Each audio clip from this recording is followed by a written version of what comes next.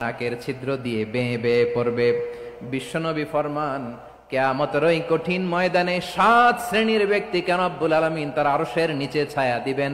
তার মধ্যে প্রথম শ্রেণীর ব্যক্তি হলো ইমামুন আদিল। ইমামুন আদিল, ন্যায়পরায়ণ শাসক, যে ইনসাফের সাথে বিচার করে, যে জাস্টিস সমাজে সার্ভ করে, যে সুশাসন নিশ্চিত করে, ওই ইমামুন আদিল। আদিল শব্দটা বুঝছেন না? ইন্নাল্লাহা ইয়া'মুরু বিল আদল, পাইছেন? আদিল। 7 শ্রেণীর ব্যক্তিকে আল্লাহ তাআলা সুশীতল আরশের নিচে ছায়া দিবেন, যেদিন তার দেয়া ছায়া ছাড়া কোনো ছায়া থাকবে না। এর প্রথম হচ্ছে ইমামুন আদিল, ন্যায়পরায়ণ শাসক। চিল্লায় বলেন সুবহানাল্লাহ। আবার বিশ্বনবী বললেন, ইন্নাল মুকসিতিনা ইনদাল্লাহি আলা মানাবিরা মিন নূর আন ইয়ামিনির রহমান। কিয়ামতের দিন যারা ন্যায়পরায়ণ হিসেবে আল্লাহর সামনে দাঁড়াবে, কিয়ামতের দিন রব্বুল আলামিন তার আরশের ডান দিকে ওই ন্যায়পরায়ণ লোকদের জন্য আরশের ডান দিকে একটা নূরের মিম্বারে তাদেরকে বসার সুযোগ করে দিবে।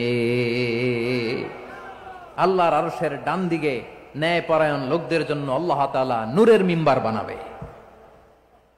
তার থেকে কথা মনে করেছেন? আল আদাল, জাস্টিস। ইন্নাল্লাহা ইয়া'মুরু বিল আদল। আল্লাহ তাআলা এই আদালতের নির্দেশনা দেয়, সুবিচার, সুশাসন। প্রিয় ভাইয়েরা, এটা আমরা বাংলাদেশে চাই কি চাই না?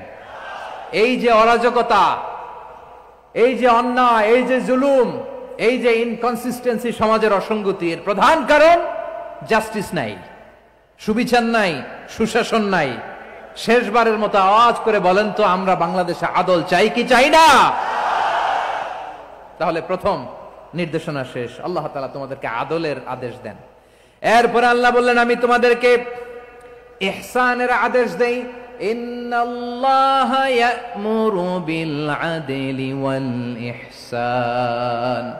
আমি তোমাদেরকে যেমনি আদলের নির্দেশনা দেই, তেমনি ভাবে তোমাদেরকে ইহসানের নির্দেশনা দেই। ইহসান, আওয়াজ করে সবাই বলেন তো ইহসান। সবাই বলেননি? সবাই বললে এতটুকু আওয়াজ হবে আমি বিশ্বাস করি না। আওয়াজ করে বলুন আল ইহসান। ইহসান মানে কারো প্রতি সফট হার্টেড হওয়া, মহানুভব হওয়া, অনুগ্রহ পরায়ণ হওয়া, অনুগ্রহশীল হওয়া, একে অপরের প্রতি দয়াদ্র হওয়া। একে অপরের প্রতি দয়াদ্র, অনুগ্রহশীল হওয়া ছাড়া মানবিক সমাজ কশিনকালেও গঠন করা সম্ভব না। প্রিয় ভাইয়েরা, সুন্দর আচরণ দিয়ে, ইহসান দিয়ে যা জয় করা যায়, নরম আচরণ দিয়ে যেটা অর্জন করা যায়, কঠোরতা দিয়ে সেটা পারা যায় না। বিষ্ণু ঈসা ইসলাম ইহসান দিয়ে, কোমল আচরণ দিয়ে, তার অনুগ্রহ দিয়ে তিনি অনেক কাফিরের হৃদয়কে জয় করে ফেলেছেন। সাইয়েদনা সুমামা ইবনে উসাল রাদিয়াল্লাহু তাআলা আনহুর কথা মনে পড়ে যায়। তিনি ছিলেন ইয়ামামার বাদশা। মদিনাতে বিশ্বনবীকে হত্যা করার নিয়তে এসেছিলেন। গোপনে গোপনে বিশ্বনবীকে হত্যা করে আবার ইয়ামামাতে তিনি ফিরে যাবেন। কিন্তু কি অবাক করা কাণ্ড, হত্যা করতে পারে নাই, সাহাবাদের হাতে তিনি ধরা পড়ে গেলেন।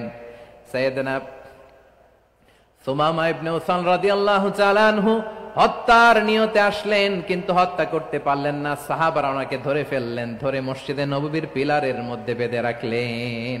সুমামা ইবনে উসাল, সিরাত থেকে শুনেন, সিরাত থেকে শোনাচ্ছি। রাদিয়াল্লাহু তাআলা আনহু ইয়ামামার অধিপতি ছিলেন। ইয়ামামা বিশ্বনবীকে হত্যার জন্য আসছেন, ধরা পড়ে গেছেন, এখন মসজিদে নববীতে বেঁধে রাখছে। তার মানে বন্দী। এখন স্ট্যাটাস কি? বন্দী, ক্যাপটিভ। বিষ্ণু ঈসা ইসলাম সাহাবাদেরকে বললেন, তার খোঁজ খবর নিও, সুমামা ইবনে উসালের খোঁজ খবর নিও। সাহাবারা বলেন, ইয়া রাসূলুল্লাহ, আপনাকে হত্যা করতে এসেছে, তার তো কঠিন ক্যাপিটাল পানিশমেন্ট হওয়া দরকার, কঠিন শাস্তি হওয়া দরকার। বিশ্বনবী বললেন, না, আমি যেটা জানি তোমরা সেটা জানো না, তোমরা সুমামার সাথে ভালো আচরণ করো। বিশ্বনবী সুমামার কাছে গেলেন। প্রথম দিন যে তিনি কালেমার দাওয়াত দিলেন, ইমানের দাওয়াত দিলেন, ইসলামের দাওয়াত দিলেন, রিসালাতের দাওয়াত দিলেন, আখিরাতের দাওয়াত দিলেন। পরের দিন যে বিশ্বনবী সালাতের দাওয়াত দিলেন, যাকাতের দাওয়াত দিলেন, ইসলাম কি, কিভাবে, কেমন করে পালন করতে হয় চমৎকার আর্টিকুলেট করতে শুরু করলেন। তন্ময় হয়ে সুমামা ইবনে উসাল রাদিয়াল্লাহু তাআলা আনহু বিশ্বনবীর কথাগুলো শুনতে আরম্ভ করলো। একদিন নয়, 2 দিন নয়, টানা 3 দিন বিশ্বনবী সুমামার কাছে ইসলামকে প্রেজেন্ট করেছেন, উপস্থাপন করেছেন। আওয়াজ করে বলেন কয় দিন? 3 দিন। 3 দিন মসজিদে নববীতে বাধা। আর সাহাবীদেরকে বললেন তার খোঁজ খবর নিও, তোমরা যে রুটি বানাও এর মধ্যে সবচেয়ে ভালো আটার রুটিটা তারে দিও, সবচেয়ে রিফাইন্ড খেজুর যেটা পিওর খেজুর এটা তারে দিও। আর বিশ্বনবী নিজের উট থেকে দুধ দহন করে ওনার বাড়ির এক কর্মচারীকে বলেছেন দুধ দহন করে সুমামার জন্য নিয়ে যেও। সুবহানাল্লাহ পড়বেন না? সবাই তো অবাক, ইয়ামামা থেকে আসছে নবীকে হত্যা করতে, বিশ্বনবী দেখে তারে জামাই আদর করে, তাকে মজার মজার খাবার দিও, দুধ দিও, আদর আপ্যায়ন করো। 1 দিন নয়, 2 দিন নয়, টানা 3 দিন বিশ্বনবী এভাবে সুমামার কাছে যেয়ে ইসলামকে প্রেজেন্ট করতে আরম্ভ করলেন, ইসলামকে উপস্থাপন করতে শুরু করলেন। আর তাকে চমৎকার এন্টারটেইনমেন্ট আপ্যায়ন দিতে আরম্ভ করলেন। টানা 3 দিন যখন ইসলামের দ্য বিউটিজ অফ ইসলাম, ইসলামের সুমহান বাণী সৌন্দর্য তার কাছে উপস্থাপন শেষ, তাকে আপ্যায়ন শেষ, বিশ্বনবী বললেন সাহাবেদেরকে যাও এবার সুমামার হাতের পায়ের রশি দুটো খুলে দাও। সাহাবারা বললেন ইয়া রাসূলুল্লাহ কি বলেন আপনি, ও তো হত্যাকারী, করবেন না তো, ভয়ঙ্কর ভয়ঙ্কর খুনি, কি জানি কি হয়ে যায়। বিশ্বনবী বললেন না, তার হাতে পায়ের রশিগুলো খুলে দাও। সাহাবারা বিশ্বনবীর কথা মতো তার হাতে পায়ের রশিগুলো খুলে দিল। সুমামা মুহূর্তের মধ্যে মসজিদে নববী থেকে বের হয়ে ইয়ামামায় ফিরে না যে মসজিদে নববীর পাশে একটা খেজুর বাগান ছিল সেখানে চলে গেলেন।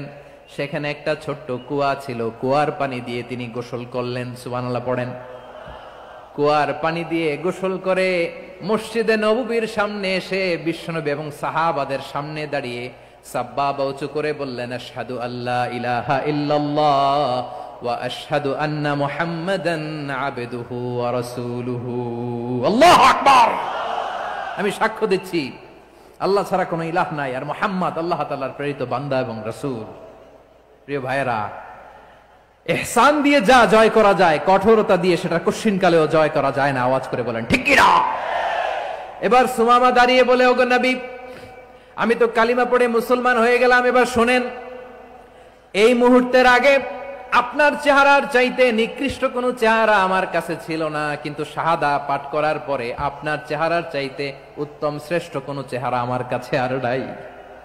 ও নবী, আজকের দিনের আগে ইসলাম ধর্মের চেয়ে নিকৃষ্ট অপছন্দনীয় কোনো ধর্ম আমার কাছে ছিল না, কিন্তু এই মুহূর্ত থেকে ইসলামের চেয়ে সেরা শ্রেষ্ঠ পছন্দনীয় কোনো ধর্ম আমার কাছে নাই। নবী গো, আজকের দিনের আগে মদিনার চাইতে অপছন্দনীয় নিকৃষ্ট কোনো শহর আমার কাছে ছিল না, কিন্তু এই মুহূর্তের পর থেকে মদিনার চাইতে কোনো শ্রেষ্ঠ শহর আমার জানা নাই।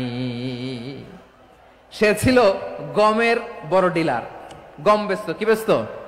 তার গম কিনে মক্কার লোকেরা রুটি খাইতো। সে ঘোষণা দিল, আজকে থেকে মক্কাবাসীদের জন্য সব গম আমি হারাম করে দিলাম, মক্কাবাসী এখন না খেয়ে মরে।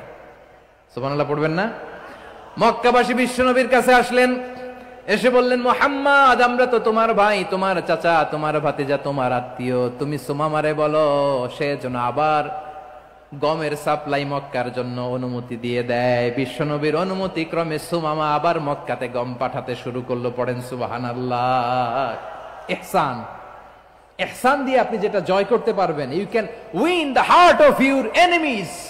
ইহসান দিয়ে আপনি আপনার শত্রুর হৃদয়কে জয় করতে পারবেন। আওয়াজ করে বলেন ঠিক কি না? এজন্য আল্লাহ বললেন ওয়া আনফিকু ফি সাবিলিল্লাহি ওয়া লা তুলকু বিআইদিকুম ইলাত তাহলুকা ওয়া আহসিনু ইন্নাল্লাহা ইউহিব্বুল মুহসিনিন। তোমরা আল্লাহর রাস্তায় দান করবে আর নিজেরা নিজেদেরকে ধ্বংসের হাতে ঠেলে দিও না। তোমরা একে অপরের প্রতি ইহসান করবে, কারণ ইহসানকারীদেরকে আল্লাহ বড্ড ভালোবাসেন। সুবহানাল্লাহ পড়েন। আবার সূরা রহমানে আল্লাহ বললেন হাল জাযাউল ইহসানি ইল্লাল ইহসান ফাবিআইয়ি আলা, সবাই পড়েন ফাবিআইয়ি আলাই রাব্বিকুমা তুকাযযিবান। ইহসানের প্রতিদান হিসেবে ইহসানি হয়। বিশ্বনবী সুমামার প্রতি যেমন ইহসান করেছেন, সুমামাও ঠিক তেমন ইহসান ফিরিয়ে দিয়েছে। ঠিক কিনা বলেন? তাহলে 1 নম্বরে হচ্ছে আদ, ন্যায় বিচার। 2 নম্বরে সবাই বলেন ইহসান সদাচরণ। ইহসান দুই ধরনের প্রিয় ভাইরা, ইহসান ফিল ইবাদা, ইহসান ফিল মুআমালা। ইহসান ফিল ইবাদা হচ্ছে একাগ্র অনুভবে ইবাদতে ডুব দেওয়া, এর নাম ইবাদতের ইহসান। সুবহানাল্লাহ পড়ে। বিশ্বনবী বলেন ইহসান মানে কি জানো নাকি? হাদিসে জিবরিলে সাইয়েদনা জিবরিল আলাইহিস সালাম বিশ্বনবীকে বললেন আখবিরনি আনিল ইহসান, নবী আমাদেরকে বলেন ইহসান মানে কি? বিশ্বনবী বললেন আনতা আবুদাল্লাহ কাআন্নাকা তারাহু ফাইন লাম তাকুন তারাহু ফাইন্নাহু ইয়ারাক। ইহসান মানে হলো এমন ভাবে তুমি আল্লাহর সামনে নিজেকে উজাড় করে ইবাদত করবে, তুমি ভাববে তুমি আল্লাহকে দেখতে পাচ্ছ। আর এটা যদি ভাবা তোমার জন্য কঠিন হয়ে যায়, অন্তত এতটুকু তুমি ভাববা যে আল্লাহ তোমাকে দেখতে পাচ্ছেন। ঠিক কিনা বলেন? ও আমার বীর চট্টলার ভাইয়েরা, কেউ যেটা দেখে না সেটা দেখে কে? এই বিশ্বাস হৃদয়ের মধ্যে আছে? নামাজে যখন দাঁড়ান এই ফিলিংসটা আনা যাবে? হ্যাঁ, এশার সালাত তো এখনো হয় নাই না? আলোচনা শেষে এশার সালাত এখানে অনুষ্ঠিত হবে, তাই না? আচ্ছা বলুন তো, আমরা এশার সালাত পর্যন্ত বেঁচে থাকবো এই গ্যারান্টি আছে কার কার? হাত তোলেন। কয়েকজন হাত তুলছে পেছনে, না বুঝে তুলে ফেলছে। এশা পর্যন্ত যে আমরা হায়াত পাবো কোনো গ্যারান্টি আছে? সবাই আওয়াজ করে বলেন গ্যারান্টি আছে? গ্যারান্টি নাই। এজন্য বিষ্ণু ইসলাম বলেছে এমন ভাবে নামাজে দাঁড়াও, ইবাদত করো, মনে করো হতে পারে এটাই আমার জীবনের শেষ নামাজ। Perform the salah as if this is your last and final prayer. এমন ভাবে সালাতে দাঁড়াও, ভাবো হতে পারে এটাই তোমার জীবনের শেষ নামাজ। এমন ভাবে নামাজে দাঁড়াও, ভাবো এটাই শেষ নামাজ। তাহলে নামাজে একাগ্রতা বাড়ায় দিবে কে? ফলে ইবাদতের ইহসান আমাদের অর্জিত হবে। আর মুআমালাতে ইহসান হলো, বিশ্বনবী বলেন ইন্নাল্লাহা তাবারাকা ওয়া তাআলা কাতাবাল ইহসানা আলা কুল্লি শাই ফাইযা কাতালতুম ফাআহসিনুল কিতলা ওয়া ইযা যাবাহতুম ফাআহসিনুদ যাবহা ওয়ালিয়ুহিদ্দা আহাদুকুম শাফরাতাহু ওয়ালিয়ুরিহ যাবিহাতাহু। ইহসান দুই ধরনের, আওয়াজ করে বলতে হবে। কয় ধরনের? সবাই বলুন আওয়াজ করে, কয় ধরনের? একটা হচ্ছে ইহসান ফিল ইবাদা, ইবাদতে ইহসান। ইবাদতে ইহসান কি? একাগ্র অনুভব দিয়ে ইবাদত করা, মন প্রাণ দিয়ে ইবাদত করা। আর অন্যায় প্রতিরোধী যদি আবু সাঈদের মতো দুই হাত উঁচু করে বুককে অন্যায়